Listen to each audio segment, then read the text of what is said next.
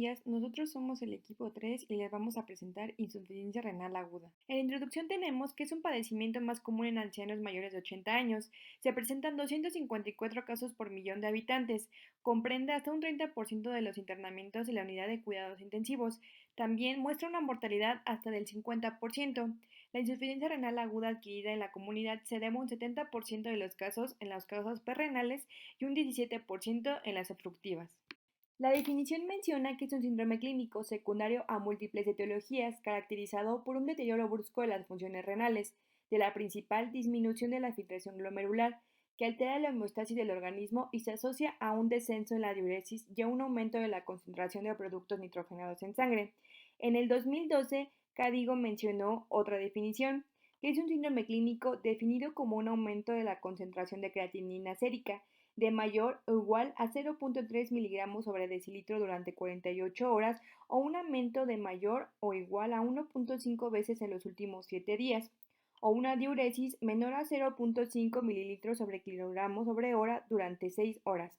Esto, recordemos, puede ser reversible e irreversible, y es importante recordar las funciones del riñón, que tiene como regulación el volumen circundante, equilibrio ácido-base, composición electrolítica del plasma y eliminación de metabolitos tóxicos endógenos y exógenos. Otras definiciones que son importantes recordar es oliguria y anuria. El volumen de diuresis se considera normal en un amplio rango en función de las necesidades del organismo para regular primariamente volemia y osmolaridad plasmática. Cuando se orina menos de 400 mililitros al día se habla de oliguria y una cantidad inferior a 100 mililitros al día se conoce como anuria. Entre los factores de riesgo tenemos edad avanzada, diabetes, insuficiencia renal crónica, cardíaca, hepática, sexo masculino, raza y variación genética, hipoalbuminemia y enfermedad vascular. Dentro de los clínicos agudos se presenta sepsis, hipotensión o shock, depresión de volumen, rabdomiólisis, cirugía cardíaco-vascular, trasplante sólido no renal, síndrome compartimental en el abdomen y ventilación mecánica. Y por último, de los nefrotóxicos tenemos contrastes yodados, antiinfecciosos, quimioterápicos y AINES. La insuficiencia renal aguda se clasifica en tres. La primera, que es la prerrenal, es caracterizada por un resultado de una baja perfusión renal, causado por una hipovolemia, disminución del gasto cardíaco, disminución del volumen circulante eficaz y deficiencia de autorregulación. La segunda, que es la intrínseca o también llamada parenquimatosa, es la consecuencia del daño de las estructuras renales por causas inflamatorias o no inflamatorias, que estas mismas sus causas se dividen en tres: glomerular, tubulointersticio y vascular, de las cuales la tubulointersticio se divide en otras tres, que es isquemia, septicemia y nefrotoxinas. Y por último tenemos la posrenal o también llamada obstructiva, que es consecuencia de la obstrucción de las vías urinarias, que está a consecuencia de obstrucción del cuello vesical y obstrucción pelvicureteral bilateral. En la fisiopatología de la insuficiencia renal prerrenal tenemos que se produce como consecuencia de la disminución de la presión de perfusión renal debido a un estado hipovolémico o de hipotensión sistémico causado por reducción del gasto cardíaco, reducción de las resistencias periféricas o ambos a la vez, llevando a una disminución de la presión hidrostática glomerular y por consecuencia a una disminución de la tasa de filtración glomerular, que esto conlleva a oliguria y anuria y un aumento de la creatinina, urea y BUM. En consecuencia de esto podemos tener isquemia y necrosis tubular aguda, pero recordemos que esto puede ser reversible si se restaura la hemodinamia intraglomerular oportunamente. Por lo consecuente hablado en la diapositiva anterior, vamos a tener cambios de volumen circundante, una respuesta compensadora por parte del riñón a través de noradrenalina, angiotensina 2 y vasopresina, que nos va a llevar a una reabsorción de agua y sodio y construcción de vasos renales, disminuyendo la perfusión glomerular y una disminución de la tasa de filtración glomerular. Pero para evitar más daño tenemos mecanismos contrarreguladores. Uno de ellos es la biosíntesis intrarrenal de prostaglandinas, dióxido nítrico, decininas y caliquereínas. La 2 es la retroalimentación tubuloglomerular y por último el reflejo miógeno, que todos ellos nos van a llevar a una vasodilatación y la conservación de la tasa de filtración glomerular. Por todo ello, si el volumen de orina baja de 500 mililitros en 24 horas, aunque el riñón funcione correctamente y concentre el máximo de su capacidad, se producirá una retención de productos nitrogenados, que a esto se le va a llamar azoemia. El riñón puede soportar una reducción relativamente grande del flujo sanguíneo antes de que las células renales se lesionen realmente, y esto inicia con una disminución del flujo sanguíneo renal. Después, una disminución de la filtración glomerular, lo que va a llevar a una disminución del cloruro del suelo filtrado por los glomérulos y que va a ser reabsorbido por los túbulos. Después va a haber una disminución del consumo de oxígeno renal, pero solo va a tomar el necesario para mantener vivas a las células tubulares. Esto, en consecuencia, va a llevar a lesiones irreversibles y a muerte. En resumen, un estado hipóxico persistente lleva a necrosis tubular aguda. En la fisiopatología de la insuficiencia renal intrínseca puede ser debida a diversos tipos de enfermedades que afectan a las estructuras celulares renales. La primera, que es la vascular, se divide en dos, en macrovascular y microvascular. La macrovascular va a ser por oclusión trombótica o embólica de las arterias renales principales y la microvascular por afectación de la circulación interrenal. Después vamos a tener la tubular, que el sustrato anatomopatológico es una necrosis de las células tubulares renales de origen isquémico o nefrotóxico. Las causas nefrotóxicas incluyen la exposición de las células tubulares a nefrotóxicos endógenos o exógenos. Entre los primeros cabe destacar la hemoglobinuria, la mioglobinuria, el ácido úrico, la hipercalcemia o la excreción aumentada de cadenas proteicas ligeras. Entre los nefrotóxicos exógenos tenemos que son con diferencia los más frecuentes y cabe destacar la exposición a contrastes radiológicos y un gran número de fármacos, que entre ellos tenemos la utilización prolongada de analgésicos en dosis elevadas, como el ácido acetilsalicílico, que se ha relacionado con la llamada nefropatía por analgésicos, la cual puede ser causa de insuficiencia renal. Este riesgo parece acompañar principalmente a las combinaciones de analgésicos. En el caso de aparición de nefropatía analgésica, debe suspenderse la administración de todos los analgésicos, en cuyo caso puede recuperar la funcionalidad renal en aproximadamente el 50% de los pacientes.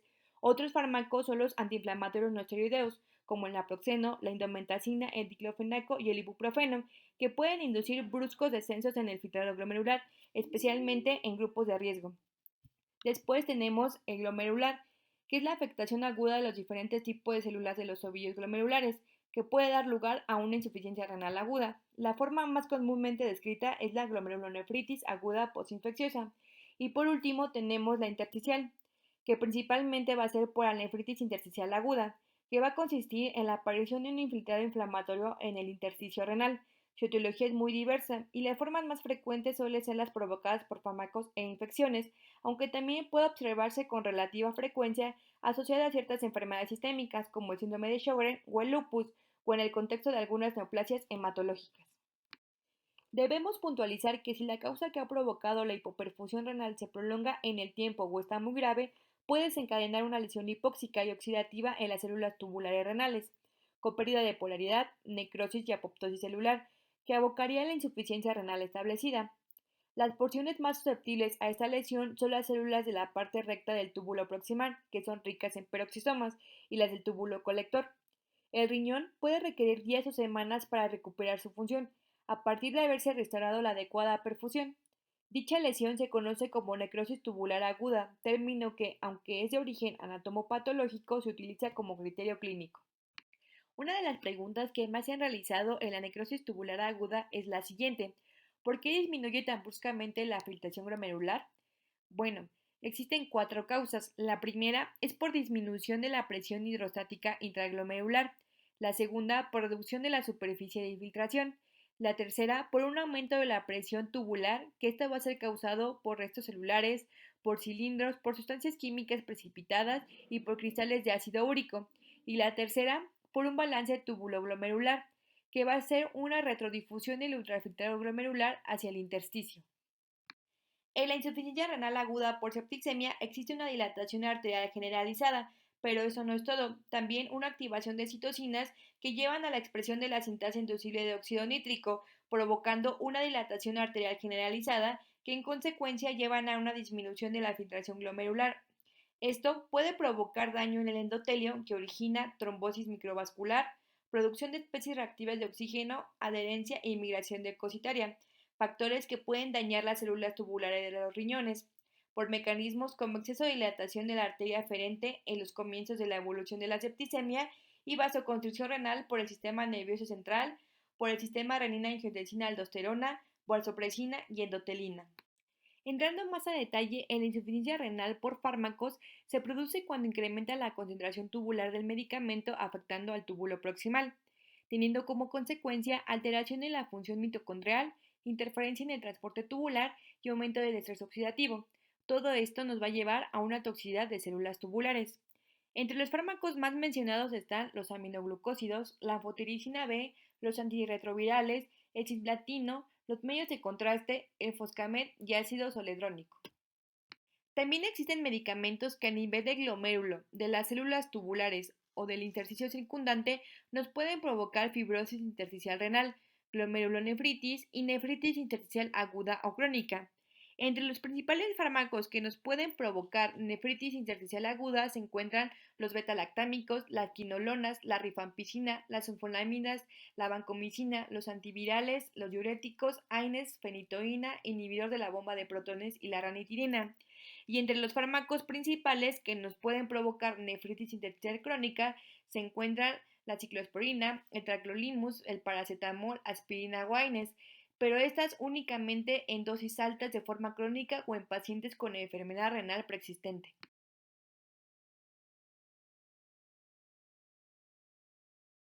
Por último, aunque los riñones cumplan inicialmente bien su misión de filtrar, reabsorber y secretar, una obstrucción del flujo urinario acaba repercutiendo en estas funciones y puede llegar, si es bilateral, a provocar anuria.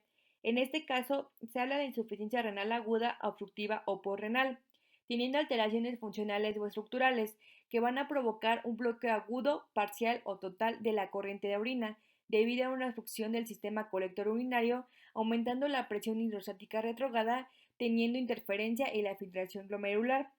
El grado de reversibilidad es alto y la función renal retoma con rapidez sus valores iniciales al corregirse la causa o facilitar simplemente que la orina salga. Esto puede ser mediante sondaje, cateterismo o nefrostomía. Para que aparezca la insuficiencia renal aguda en sujetos sanos, la obstrucción debe de afectar a los dos riñones. Las causas varían según la edad y el sexo. Por ejemplo, en niños únicamente se puede dar si tiene alteraciones congénitas, como por ejemplo estenosis pieloureteral. En hombres jóvenes si tiene litiasis, en hombres mayores si presentan hiperplasia prostática benigna o cáncer de próstata y en mujeres si tienen alguna patología ginecológica neoplásica. En resumen, la obstrucción del flujo de orina aumenta las presiones intratubulares, que conlleva a una dilatación de la arteria aferente o también llamado hiperemia, provocando construcción de vasos intrarrenales. Entonces, poca perfusión glomerular más cambios en el coeficiente de ultrafiltración glomerular nos van a llevar a disminución de la filtración glomerular. Para tener una buena evaluación diagnóstica debemos de seguir los siguientes pasos. El primero, una historia clínica. El segundo, una bioquímica de urgencias, con análisis básicos de sangre y orina y parámetros de funcionalidad. El 3, ecografía abdominopélvica y Doppler vascular y renal. El 4, pruebas de laboratorio programadas y otras exploraciones, que cuentan análisis de orina, pruebas serológicas, análisis de proteínas, análisis hematológicos, estudios microbiológicos, cálculo del diato osmolar, nuevos marcadores de lesión renal y examen de fondo de ojo. El 5 son pruebas de imagen, que contiene pilografía descendente o ascendente, tomografía axial computarizada, arteriografía y resonancia magnética. Y por último, la biopsia renal. Estas fórmulas nos pueden ayudar a orientarnos mejor en el diagnóstico y en la clasificación de la lesión renal aguda. La primera es la de osmolaridad, que en sus valores normales van de 275 a 295 miliosmoles sobre kilogramo, y la segunda es de tasa de filtración glomerular, que entre sus valores normales van de 90 a 120 mililitros sobre minuto sobre 1.3 metros cuadrados. Esta tabla nos muestra los parámetros para determinar la funcionalidad de la insuficiencia renal aguda y también para ayudarnos a diferenciar de la renal y la parenquimatosa. Dentro de los parámetros tenemos el sodio en orina, que la prerrenal es menos del 12 miliequivalentes sobre litro y la parenquimatosa es mayor a 20 miliequivalentes sobre litro. En el cociente sodio-potasio en orina, en la prerrenal el potasio es mayor que el sodio y en la parenquimatosa el sodio es mayor que el potasio. En la osmolaridad en la orina mayor a 450 a 500 miliosmoles sobre kilogramo es prerrenal y parenquimatosa va a ser menor a 350 miliosmoles sobre kilogramo. En la excreción fraccional de sodio en porcentaje tenemos que la prerrenal es menos del 1% y la parenquimatosa es mayor a 1%. El nitrógeno ureico urinario en relación con el nitrógeno ureico tenemos que la prerrenal es mayor a 8 y la parenquimatosa es menor a 3. En la creatinina en orina y en la creatinina en suero tenemos que la prerrenal es mayor a 40 y en la parenquimatosa es menor a 20.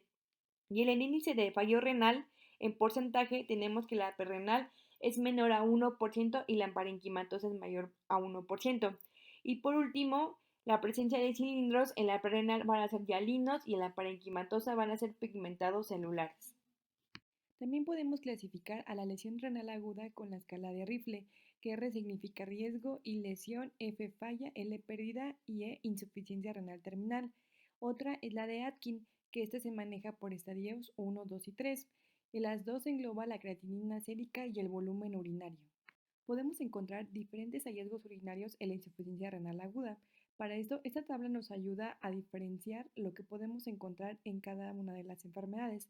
Por ejemplo, en la glomerulonefritis primaria podemos encontrar hematis, en la pielonefritis aguda leucocitos y en la nefritis inmunoalérgica eosinófilos. Otros hallazgos que podemos encontrar son los cilindros. En la insuficiencia renal aguda funcional van a ser hialinos, en la necrosis tubular aguda van a ser pigmentados y en la glomerulonefritis proliferativa van a ser hemáticos. Otros son los cristales, que en la hiperuricemia van a ser de ácido úrico, en la intoxicación por etinglicol van a ser de oxalato, en las hiperoxalurias van a ser por fármacos y en infecciones por gémenes que desdoblan urea van a ser por estrubita. Y ya por último tenemos los pigmentos, que en rhabdomiólisis van a ser de mioglobina y en la hemólisis intravascular grave van a ser de hemoglobina. Es importante diferenciar entre la lesión renal aguda y las nefropatías crónicas para el diagnóstico y el tratamiento apropiados. Podemos diferenciar la lesión renal aguda de la enfermedad renal crónica si encontramos cifra basal reciente de la concentración de creatinina sérica, signos radiológicos como riñones pequeños, anemia normocítica, hiperparatiroidismo, hiperfosfatemia e hipocalcemia.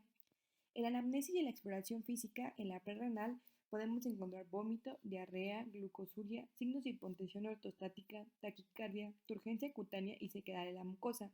Y en la posrenal, obstrucción aguda de uréteres que nos va a dar un dolor tipo cólico en flanco que irradia ingle. Enfermedad de la próstata que nos puede mostrar gluturia, poliquiuria, dificultad para comenzar la micción, nefrolitiasis y cáncer pélvico o paraórtico. Para terminar con el diagnóstico, les puse unas tablas donde nos muestra las tasas de mortalidad en diversas situaciones en la lesión renal aguda y factores de mal pronóstico. El primer eslabón en el tratamiento de la insuficiencia renal aguda es actuar sobre la causa. En la insuficiencia renal producida por deshidratación conviene administrar cristaloides, como por ejemplo suero salino fisiológico al 0.9%, hipotónico al 0.45% o lactato, y en caso de hemorragias intensas, un concentrado de matis. Es importante analizar con frecuencia los iones en sangre y el pH, con especial atención al potasio. En deshidrataciones cuantiosas se recomienda monitorizar la presión venosa central, que es un buen objetivo 8 milímetros de mercurio, que es igual a 10 centímetros de agua. Y en los casos de sepsis, la deshidratación energética junto con fármacos vasoactivos como por ejemplo la noradrenalina nos ayudan a mantener una presión arterial media superior a 60 milímetros de mercurio, añadiendo una terapia antibiótico acertada y drenajes cuando sean indicados. Estas serán las herramientas más eficaces para evitar el fallo multiorgánico y la elevada mortalidad. En la insuficiencia renal aguda parenquimatosa causado por enfermedades autoinmunes como vasculitis, glomerulonefritis y lupus eritematoso sistémico, está indicada la utilización de inmunosupresores como por ejemplo glucocorticoides y ciclofosfamida.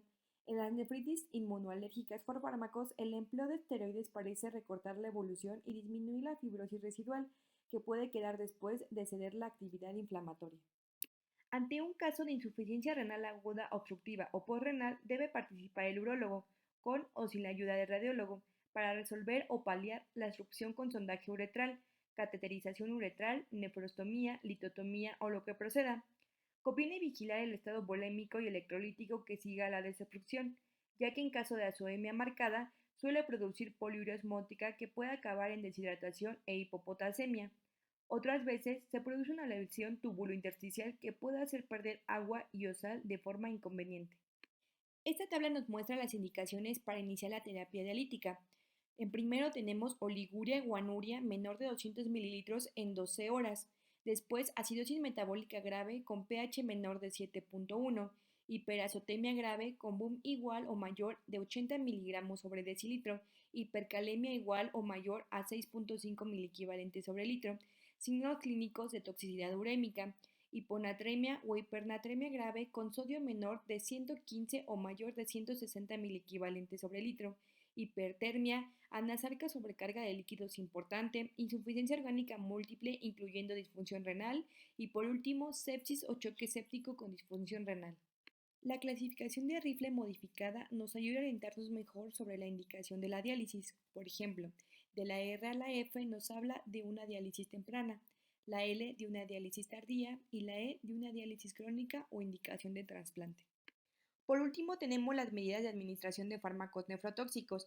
La primera es la monitorización en sangre de algunos fármacos, sobre todo antibióticos, para ajustar su dosis según niveles y el ajuste prefijado de dosis según la función renal.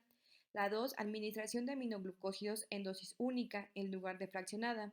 3, uso de anfotericina liposomal con menor toxicidad tubular que la anfotericina B. Y por último, la administración de suero salino con alcalinización de la orina a pH mayor a 6.5 para evitar la toxicidad tubular y la precipitación del metrotexato.